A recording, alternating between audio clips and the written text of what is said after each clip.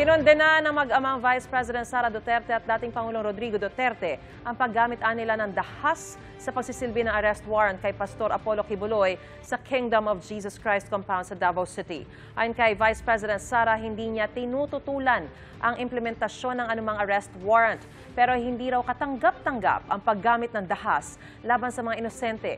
Kinokondena rin ang bise ang anyay pang-aabuso ng pulisya sa kapangyarihan na nagresulta sa harassment at pagkawala ng buhay. Humingi rin ng tawad si VP Duterte sa mga miyembro ng KOJC dahil daw sa paghikayat niya na iboto si Pangulong Bongbong Marcos noong 2022. Sinusubukan pa ng GMA Integrated News na kunin ang pahayag ng Malacanang tungkol dito. Sabi naman ni dating Pangulong Duterte, maraming karapatan ang niyurakan at nainsulto ang ating batas. Nakikisimpatya raw ang dating Pangulo sa mga KOJC member sa naging biktimaan niya ng political harassment, pang-uusig karahasan at pang-abuso sa kapangyarihan. Paalala naman ng Commission on Human Rights sa PNP, magpapatupad ng maximum tolerance at tiyaking ligtas ang lahat, lalo na ang mga bata.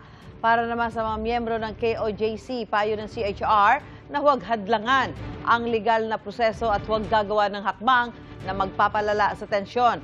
Naniniwala ang pulisya na nagtatago sa KOJC compound si Pastor Kibuloy na wanted para sa mga kasong child and sexual abuse at qualified human trafficking. Dati na itinanggi ni Kibuloy ang mga akusasyon. Mga kapuso, para una ka sa mga balita, mag-subscribe sa GMA Integrated News sa YouTube. Sa mga kapuso abroad, subaybayan niyo po kami sa GMA Pinoy TV at sa www.gmanews.tv.